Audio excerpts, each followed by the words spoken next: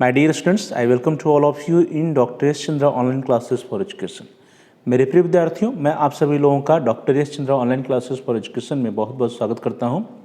प्रिय विद्यार्थियों, आज के इस वीडियो में हम सभी लोग चर्चा करेंगे उत्तर प्रदेश सरकार छात्रवृत्ति एवं शुल्क प्रतिपूर्ति के आवेदन की जो विस्तृत समय सारणी है, उसमें जो छात्रवृत्ति एवं शुल्क प्रतिपूर्ति ऑनलाइन प्रणाली की जो टाइम टेबल दिया हुआ है, समय सारणी है, विस्तृत समय सारणी है for pre matric for academic session 2023-24 अर्थात सत्र 2023-24 के लिए pre matric scholarship and fee reimbursement अर्थात छात्रवृत्ति शुल्क प्रतिपूर्ति योजना के लिए जो समय सारणी है उसकी चर्चा करेंगे।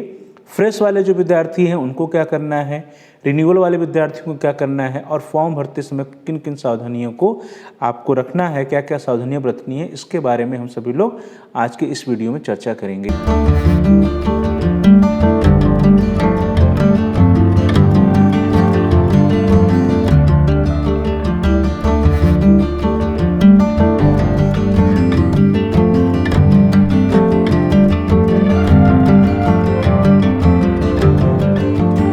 सेशन 2023-24 अर्थात सत्र 2023-24 के लिए pre matric scholarship and fee reimbursement अर्थात कक्षा 9 और 10 के जो विद्यार्थी हैं, पूर्व दसम के जो विद्यार्थी हैं, उनके लिए छात्रवृत्ति एवं शुल्क प्रतिपूर्ति की जो योजना है उसके लिए फॉर्म ऑनलाइन आवेदन करने की या ऑनलाइन आवेदन भरने की, फॉर्म भरने की क्या टाइमिंग है, क्या टाइम टेबल है, क्या समय सारणी है, इसकी हम चर्चा करने जा रहे हैं। सबसे पहले जो फर्स्ट स्टेप है for pre matric that is पूर्व दसम या कक्षा 9-10 के विद्यार्थियों के लिए जो कार्यवाही नंबर 1 होनी है वो होनी है कि प्रदेश में स्थित मान्यता प्राप्त विद्यालयों द्वारा मास्टर डाटाबेस में सम्मिलित होने के लिए ऑनलाइन आवेदन करने की कार्यवाही जिला विद्यालय निरीक्षक के माध्यम से किया जाना है। नवीन संस्थाओं द्वारा जिला समाज कल्याण अधिकारी से पासवर्ड प्राप्त करना और मास्टर डेटा में संपूर्ण सूचनाएं भर करके अपलोड करके उसको प्रमाणित करना है। इसके लिए जो समय दिया गया है संस्थानों को मास्टर डेटाबेस को अपडेट करने के लिए या नवीन संस्थानों को जुड़ने के लिए वो है 7 अगस्त 2023 से लेकर के 30 सितंबर 2023 तक का समय निर्धारित किया गया है उत्तर प्रदेश सरकार के द्वारा। संबंधित जिला विद्यालय निरीक्षक द्वारा उनके अधिकार क्षेत्र में आने वाले समस्त विद्यालयों की मान्यता एवं स्वीकृत सीटों की संख्या की प्रमाणिकता को 100% ऑनलाइन डिजिटल हस्ताक्षर से सत्यापित किया जाएगा और इसके लिए जो समय निर्धारित किया गया है उत्तर प्रदेश गवर्नमेंट के द्वारा दैट वो है 8 अगस्त 2023 से लेकर के 5 अक्टूबर 2023 तक का समय निर्धारित किया गया है। इसके उपरांत जो मेन कार्रवाई आती है वो विद्यार्थियों की आती है, जो विद्यार्थियों को ऑनलाइन फॉर्म को भरना होता है, आवेदन करना होता है। तो कार्रवाई नंबर 2 है पूर्व दसम या क्लास 9-10 के जो विद्यार्थी हैं, कक्षा 9-10 के विद्यार्थियों द्वारा ऑनलाइन आवेदन किया जाना, आपके द्वारा ऑनलाइन फॉर्म को भरना। आप चाहे नवीन विद्यार्थी अर्थात कक्षा 9 के विद्यार्थी हैं या आप नवीनीकरण के लिए एलिजिबल हैं अर्थात आप कक्षा 10 के विद्यार्थी हैं और कक्षा 9 में भी आपने फॉर्म भरा था, तो फ्रेश या रिन्यूअल दोनों तरह के विद्यार्थियों के लिए टाइमिंग है। फ्रेश का मतलब होता है कि आप पहली बार स्कॉलरशिप के लिए, छात्रवृत्ति के लिए फॉर्म भर रहे हैं, आप चाहे कक्षा 9 में हो या कक्षा 10 में हो। रिन्यूअल वही विद्यार्थी करेंगे जो कि कक्षा 10 में होंगे और पिछली बार जिन्होंने आवेदन किया होगा, जिन्होंने स्कॉलरशिप का फॉर्म भरा होगा, ऐसे विद्यार्थी रिन्यूअल करेंगे। इसके लिए जो टाइमिंग निर्धारित की गई है वो निर्धारित की गई 15 सितंबर 2023 से लेकर के 10 नवंबर 2023 तक का समय निर्धारित है कक्षा 9-10 के विद्यार्थी या पूर्व दसम के विद्यार्थियों द्वारा स्कॉलरशिप का फॉर्म ऑनलाइन भरने के लिए। तो डियर स्टूडेंट्स, आप अंतिम तिथि का इंतजार नहीं करिएगा। आप 15 सितंबर 2023 से वेबसाइट ओपन हो रही है, तो आप तभी से प्रारंभ में यदि आप आवेदन करेंगे, फॉर्म भरेंगे तो आप आसानी से फॉर्म भर सकते हैं। अंतिम डेट का अगर वेट करेंगे तो आपके साथ समस्या हो सकती है, सर्वर की प्रॉब्लम हो सकती है। अगली जो कार्रवाई होनी है वो होनी है कि विद्यार्थियों द्वारा जो ऑनलाइन फॉर्म भरा जाएगा, विद्यार्थियों द्वारा किए गए ऑनलाइन फॉर्म या आवेदन में हुई त्रुटियों को राष्ट्रीय सूचना विज्ञान केंद्र लखनऊ द्वारा छात्रवृत्ति पोर्टल पर स्टूडेंट सेक्शन में प्रदर्शित किया जाना।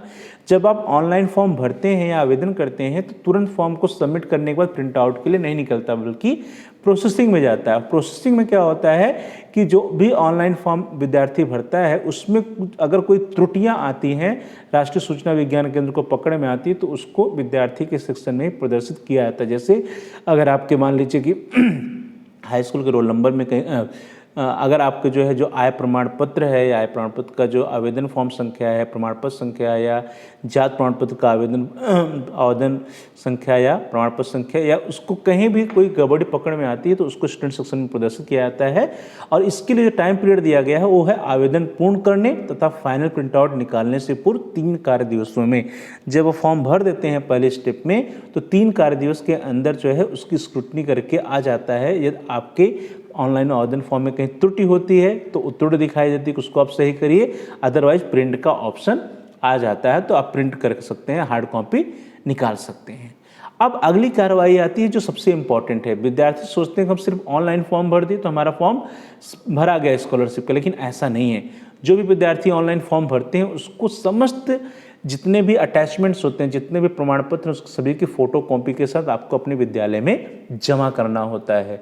तो विद्यार्थियों द्वारा ऑनलाइन फॉर्म आवेदन पत्र की हार्ड कॉपी समस्त संलग्नों सहित विद्यालय में जमा किया जाना और ये अनिवार्य रूप से जमा किया जाना है। यदि आप जमा नहीं करते हैं तो आपका ऑनलाइन फॉर्म जो आपने भरा है उसका कोई मतलब नहीं है, क्योंकि वो विद्यालय में जब तक नहीं जमा होगा तब तक विद्यालय के द्वारा वो आगे के लिए फॉरवर्ड नहीं होगा। और इसके लिए जो समय निर्धारित की गई है वह लास्ट डेट है 20 नवंबर 2023 तक का। तो आप 20 नवंबर 2023 का इंतजार नहीं करेंगे, बल्कि आप जब भी ऑनलाइन फॉर्म भरते हैं उसकी प्रिंट आउट आप निकाल लेते हैं तो उस हार्ड कॉपी को समस्त संलग्नकों के साथ आप जल्द से जल्द अपने संस्थान में, अपने विद्यालय में जमा कर दीजिए, जिससे कि आपका संस्थान उस पर आगे की कार्रवाई कर सके। जो अगली कार्रवाई होनी है वो होना है विद्यार्थियों द्वारा ऑनलाइन आवेदन पत्र की जो हार्ड कॉपी और अभिलेख या डॉक्यूमेंट्स आप जमा करेंगे, संलग्नक जमा करेंगे, उसको आपका विद्यालय अपने यहाँ उसका मिलान करता है और जो भी अपात्र विद्यार्थी होते हैं उनके फॉर्म को रिजेक्ट करता है। जो पात्र विद्यार्थी होते हैं, सही विद्यार्थी होते हैं, उनको ऑनलाइन सत्यापित और अग्रसारित करना है। तो अगली कार्रवाई है विद्यार्थियों द्वारा ऑनलाइन आवेदन पत्र की हार्ड कॉपी एवं अभिलेखों तथा समस्त विवरण का विद्यालय द्वारा मिलान किया जाना, अपात्र विद्यार्थियों एवं उससे ऑनलाइन सत्यापित एवं अग्रसारित किया जाना। तो ये देखते हैं कि कौन कौन से विद्यार्थी पात्र हैं, कौन कौन से अपात्र हैं। अपात्र विद्यार्थियों को वहीं पर रोक दिया जाता है।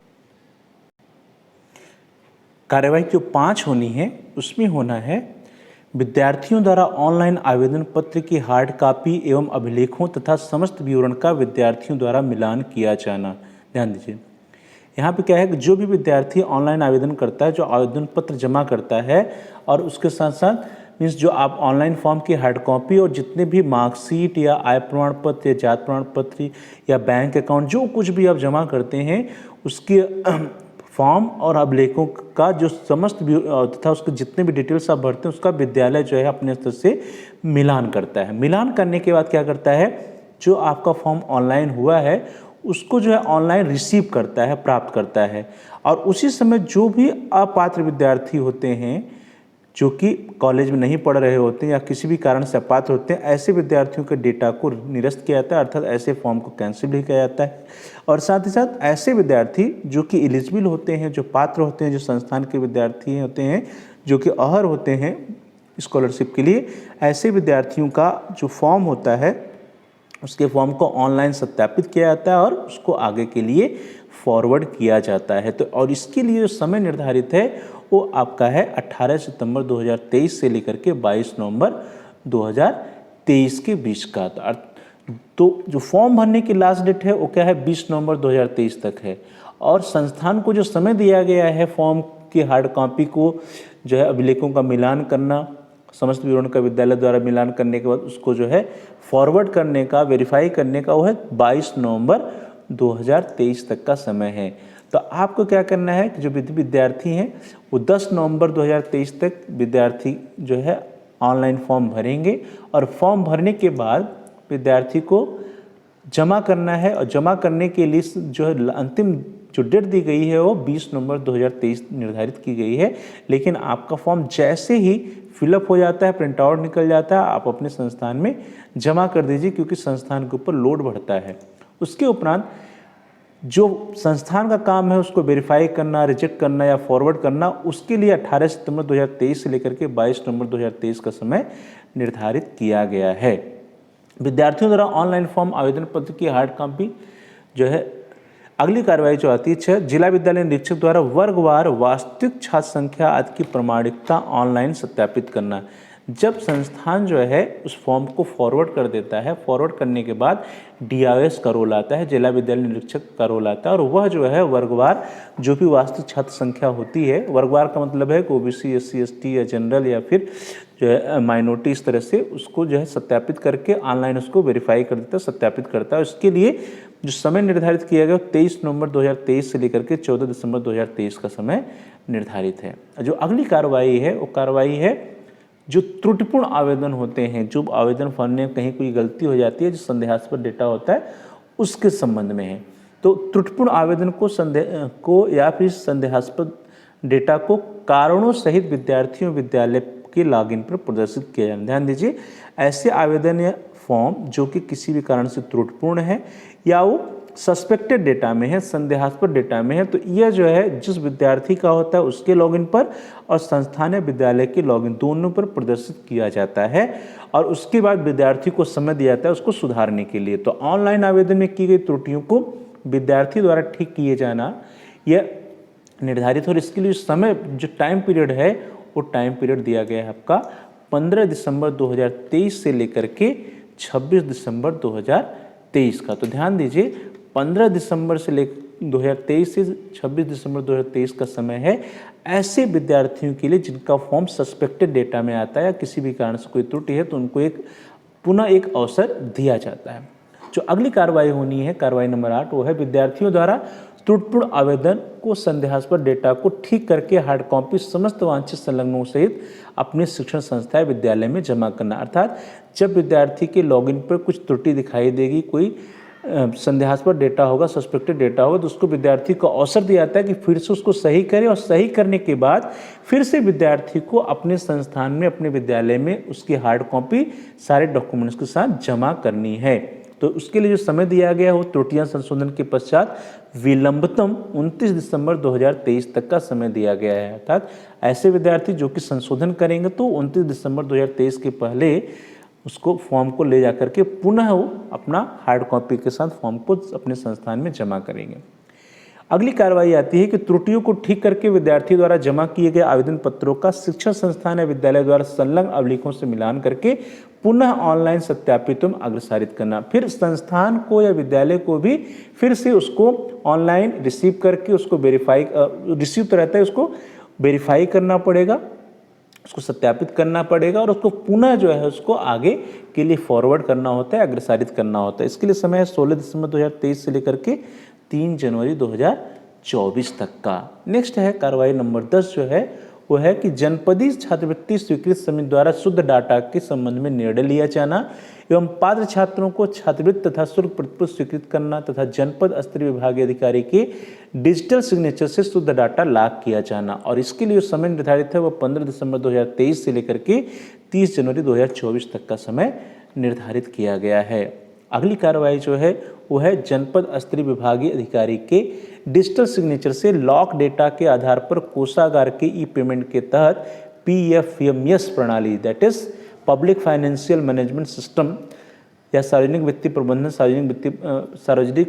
प्रबंधन प्रणाली जो होती है, इसके द्वारा या इसके माध्यम से विद्यार्थियों के आधार लिंक बचत बैंक खातों में सीधे धनराशि अंतरित किया जाएगा। तो सार्वजनिक वित्तीय प्रबंधन प्रणाली PFMS सिस्टम जिसको कहते हैं, सार्वजनिक वित्तीय प्रबंधन प्रणाली के द्वारा विद्यार्थियों के खाते में पैसे को भेजा जाएगा। तो इसके लिए जो समय निर्धारित किया गया है कि विद्यार्थी के जो आधार से लिंक बचत बैंक खाता है उसमें पैसा भेजने का जो समय दिया गया है वो 19 फरवरी 2024 तक है। तो अर्थात यदि आपका सारे फॉर्म सही रहते हैं, आपने जो आवेदन किया सब कुछ सही होगा, तो आपके अकाउंट में 19 फरवरी 2024 के पूर्व आपका शुल्क प्रतिपूर्ति और छात्रवृत्ति का पैसा आपके अकाउंट में चला जाएगा। तो इस तरह से, इसलिए आप जो है अपना फॉर्म जो है बड़ी ही सावधानी से और समय से भरिए, जिससे कि समय से सब कुछ हो चुके। शेड्यूल कास्ट या अनुसूचित जाति के विद्यार्थियों के लिए जो केंद्र सरकार के द्वारा भुगतान किया जाना है वो 60% केंद्रांश है, और 60% केंद्रांश भुगतान है तो भारत सरकार को डेटा उत्तर प्रदेश सरकार 28 फरवरी 2024 तक शेयर कर देगी। अर्थात 40% उत्तर प्रदेश गवर्नमेंट देगी और 60% जो है वो केंद्रांश है जिसको कि भारत सरकार देगी। उसके लिए जो डेटा है 28 फरवरी 2024 तक उनको भेज दिया जाएगा। अब एक जो ऐसे विद्यार्थी जो दोबारा स्कॉलरशिप का फॉर्म भरें, दोबारा से प्राय है कि पिछली कक्षा में कक्षा 9 में भर चुके और कक्षा 10 में फिर से भर रहे हैं, ऐसे विद्यार्थी नवीनीकरण के अंतर्गत आते हैं। और नवीनीकरण करने वाले विद्यार्थियों को कुछ नहीं करना है, बल्कि पिछली क्लास का जो रिजल्ट होता है वो बताना होता है और इस क्लास में अर्थात कक्षा 10 में उन्होंने कब एडमिशन लिया, किस डेट में एडमिशन लिया हुआ है, उसको अपडेट करना होता है। तो कक्षा 10 में अध्ययनरत नवीनीकरण के विद्यार्थी केवल कक्षा 10 में प्रवेश की तिथि तथा कक्षा 9 के परीक्षाफल अंकित करते हुए ऑनलाइन फॉर्म को आवेदन करेंगे। अर्थात जो कक्षा 10 वाले विद्यार्थी हैं, रिन्यूअल वाले विद्यार्थी, उनको रजिस्ट्रेशन नहीं करना है, उनको कुछ नहीं करना है, उनका सारा का सारा डेटा जो है पोर्टल पर है, गवर्नमेंट के पास है, वेबसाइट के पास है। आपको सिर्फ क्लास 10th में किस डेट में एडमिशन लिया है और कक्षा 9 का क्या रिजल्ट रहा है उसी को अपडेट करना है। अच्छा, फॉर्म ऐसे विद्यार्थी जो फ्रेश फॉर्म भरेंगे, अर्थात कक्षा 9 में पहली बार भर रहे होंगे या कक्षा 10 में भर रहे होंगे, पहली बार पिछले कक्षा 9 में नहीं भरा होगा, तो वे सभी फ्रेश के अंतर्गत आते हैं, नवीन के अंतर्गत आते हैं। और नवीन फॉर्म भरने वाले विद्यार्थियों के लिए कुछ सूचना है। सबसे पहले कि आप क्या क्या सावधानियां बरतेंगे। पहला, वर्ग। जब आप फॉर्म भरेंगे तो आपको अपने वर्ग का चयन करना पड़ेगा। तो ध्यान से, यदि आप अल्पसंख्यक में आते हैं तो माइनॉरिटी का चयन करिए, अन्य पिछड़ा वर्ग के अंतर्गत आते हैं तो ओबीसी वाला चयन करिए, और सामान्य या शेड्यूल कास्ट या शेड्यूल ट्राइब, अनुसूचित जाति अनुसूचित जनजाति में आते हैं तब उसका चयन कर लीजिए। फिर आप फॉर्म भरते समय आप फ्रेश के विद्यार्थी हैं, रिन्यूअल के विद्यार्थी हैं, उसको सिलेक्ट कर लीजिए। नवीन तब होंगे जब आप पहली बार स्कॉलरशिप का फॉर्म भर रहे होंगे। नवीनीकरण तब होगा जब आप कक्षा 10 में के विद्यार्थी होंगे और पिछली बार आपने स्कॉलरशिप का फॉर्म भरा होगा।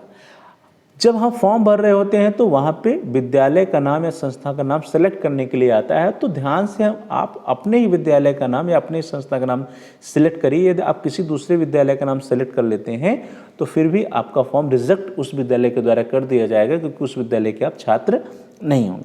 जब फॉर्म भरते हैं तो अपना नाम, माता और पिता का नाम भी जो आपके मार्कशीट में है, जो आधार कार्ड में है, बैंक अकाउंट में, उसी के आधार पर आपको लिखना चाहिए।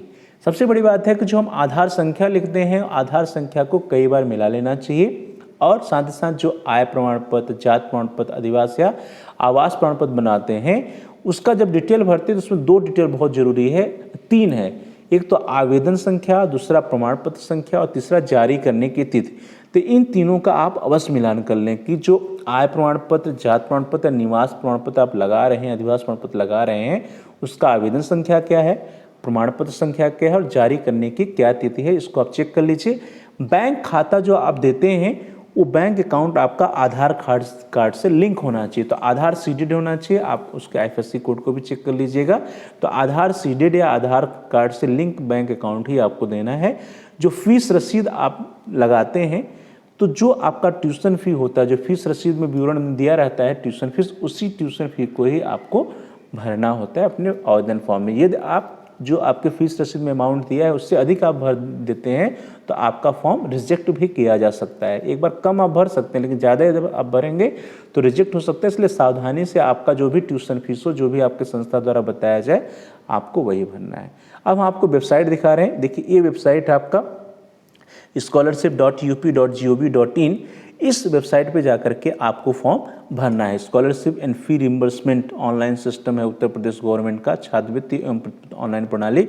इसमें जब आपको भरना होगा फॉर्म तो आप स्टूडेंट सेक्शन में जाएंगे, और जब आप स्टूडेंट सेक्शन में जाएंगे तो वहाँ पे आपको ये नया पेज खुल के आएगा। देखिए, आपके पास आपकी स्क्रीन पर पेज है, छात्रवृत्ति ऑनलाइन प्रणाली उत्तर प्रदेश। इसमें देखिए, समाज कल्याण विभाग उत्तर प्रदेश, ST, SC और जनरल कैटेगरी के बच्चे यहाँ पे फॉर्म भरेंगे। Pre matric fresh, post matric fresh, post matric other than intermediate fresh और पोस्ट मैट्रिक अदर स्टेट।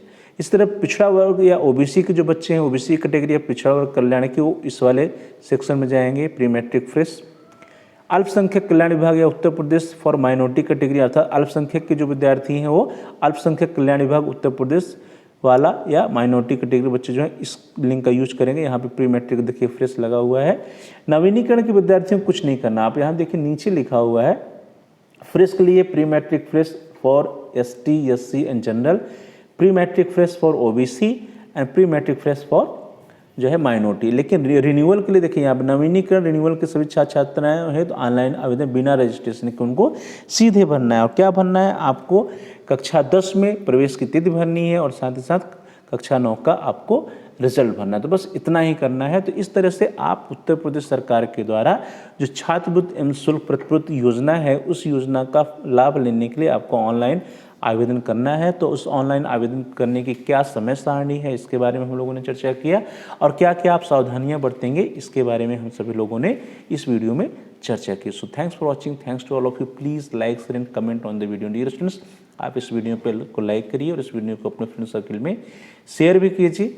साथ ही साथ आप इस वीडियो पे कमेंट्स भी कर सकते हैं। कमेंट्स द्वारा यदि आपका कोई बहुमूल्य सुझाव है या कोई प्रश्न या कोई समस्या है तो हम तक पहुंचाइए। हम आपके प्रश्नों को उत्तर देने का प्रयास करेंगे, आपकी समस्याओं का समाधान करने का प्रयास करेंगे और साथ ही साथ जो भी आपके वैल्यूएबल सजेशंस होंगे उन सुझावों पर अनुपालन भी करने का प्रयास करेंगे। So please like share and comment on the video, also subscribe the channel. Thanks to all of you.